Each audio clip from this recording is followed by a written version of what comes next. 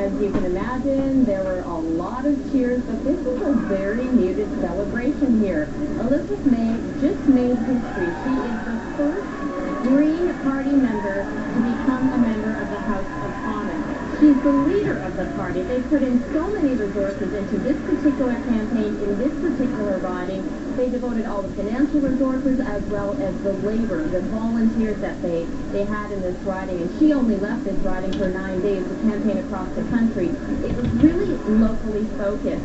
And obviously it paid off because she is now going to Ottawa and has unseated a Conservative member, a cabinet minister, no less.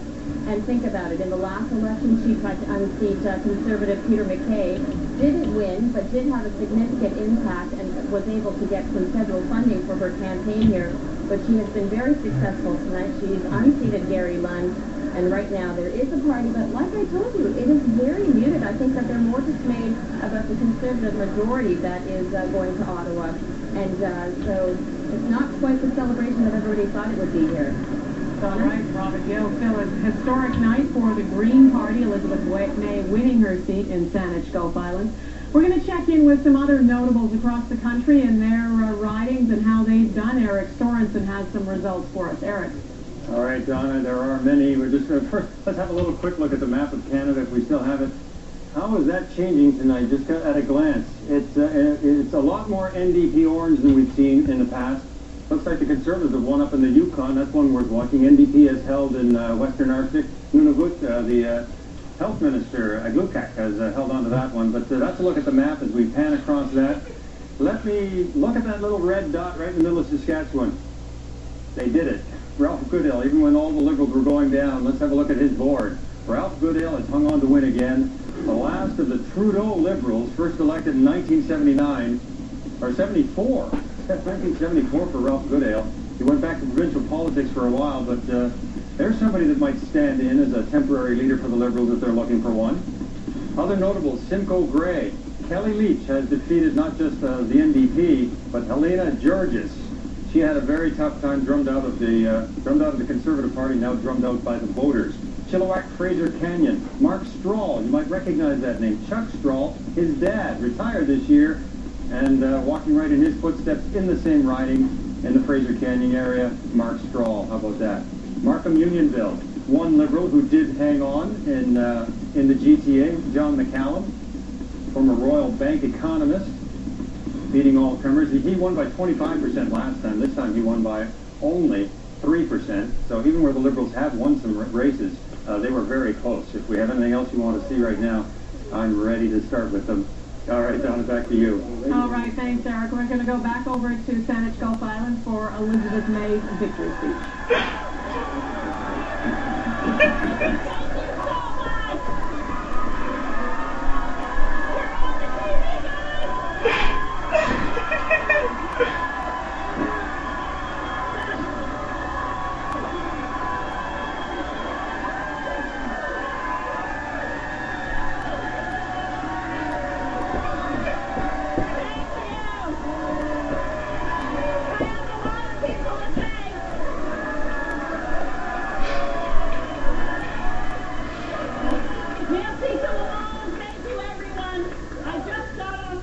From a very boisterous bar on Salt Spring Island, where I called the gang there. And I want to thank all of you from the bottom of my heart. Marilyn Rediva was up here earlier, our volunteer coordinator, herself a volunteer, coordinating the work.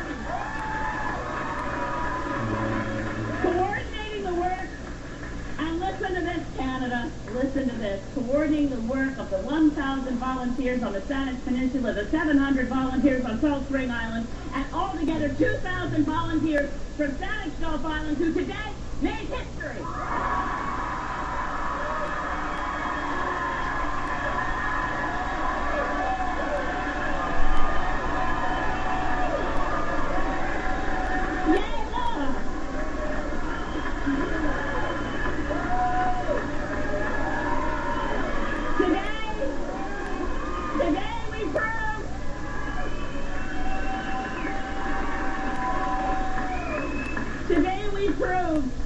Today we proved that Canadians want change in politics.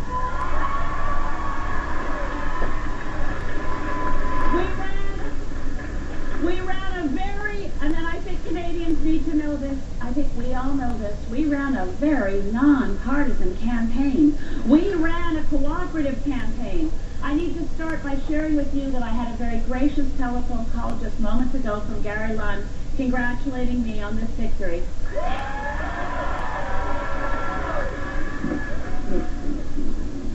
And history for the Green Party, electing their leader, Elizabeth May, the first Green Party member to be elected in Canada. We are now going to go over to Carolyn Jarvis and Daryl Bricker.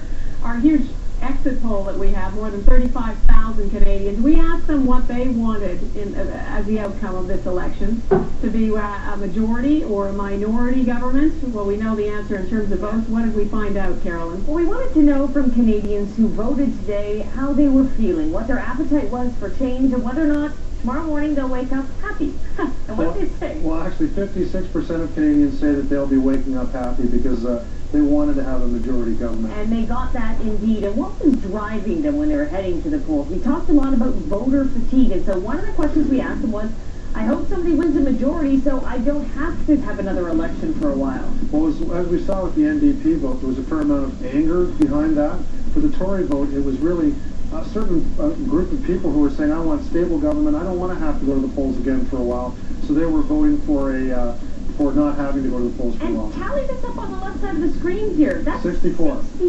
Upwards of 60% of people who agree with the statement. I just don't want another election. Correct. And when we're talking about Stephen Harper, does he deserve to be reelected? Obviously, we sent him back for a very strong mandate and a very solid majority. Look at these numbers. Well, the way the Canadian system works, you don't have to have a majority of the votes in order to win a majority of the seats. And we see here that 45% of the population actually did say to us, you know what, come to think of it, Stephen Harper does deserve to be reelected. Donna, we have yet to hear from Stephen Harper tonight, but he's probably very happy also. Okay, we will be hearing from him in a little while. I'm sure we're also waiting to hear from the NDP leader, Jack Layton, any minute now about the kind of night that he had. It's going to be a huge celebration there. For now, though, we're going to go to another NDP MP in Edmonton. Edmonton Strathcona. Linda Duncan, re-elected there. Francis Silvaggio is with her. Well, Donna, this is the celebration. Linda Duncan has just got off the stage accepting her victory tonight. And this is key. This is sort of that trophy that both the NDP and the Conservatives want.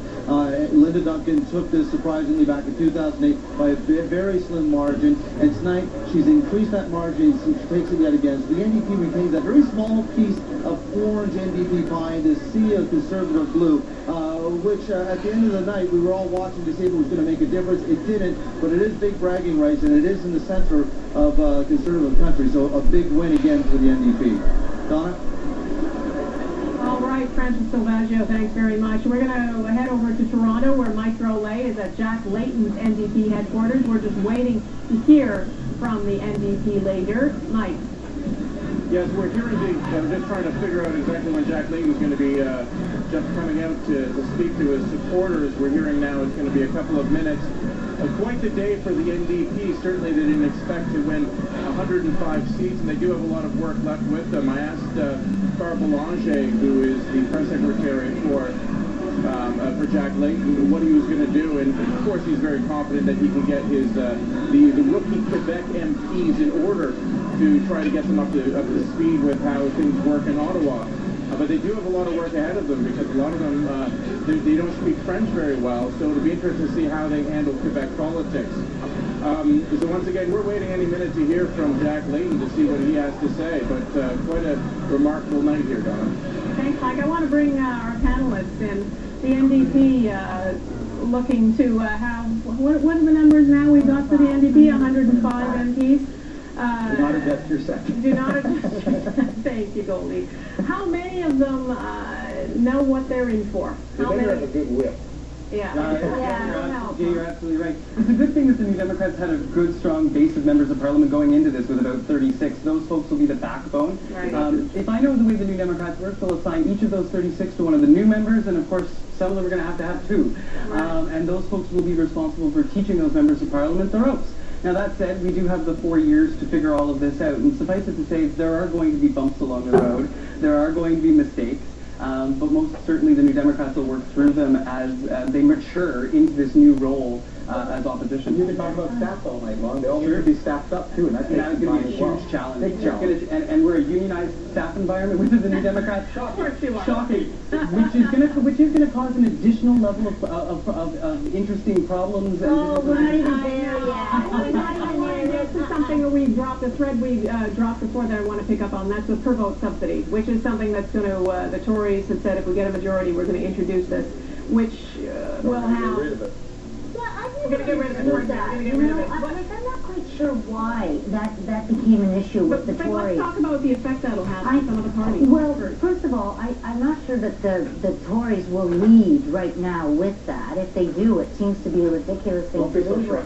What, like, it's punitive? It's petty. It's absolutely petty. No, there's a principle. There's a principle about that. And what is that principle? Political parties should be able to go to the people and raise the money they need to run an election, not tax it away from people, because that's your tax dollars going to a party you don't support. You know, I'll tell you something. In the United States of America, candidates spend the majority of their time raising funds. We're not talking about the United States of America. We're talking about Canada. But that's the system that worked long before it was introduced. We had the old system. We just want to go back to the old system. Well, I'll tell you the benefit. I'll tell you the benefit today of that per vote subsidy is the number of women that were elected in this Parliament directly. Yes, it does.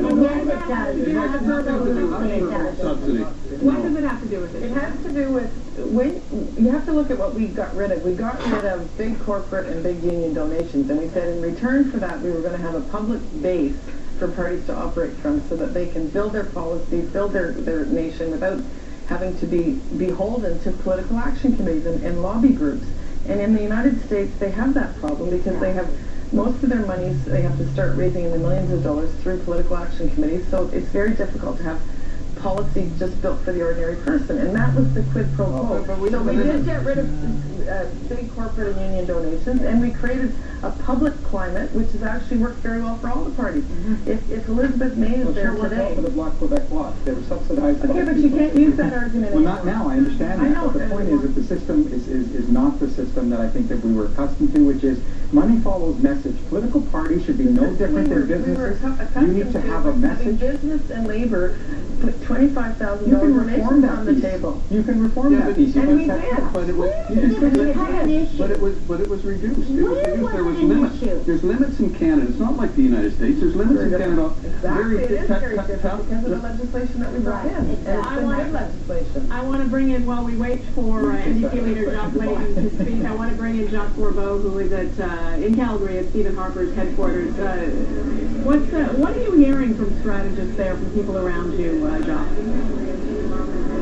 Well, certainly I think the people here are ecstatic that they finally won a majority government. And Donna, one of the things I'm going to be looking for is that, of course, the Conservatives have lost some cabinet ministers.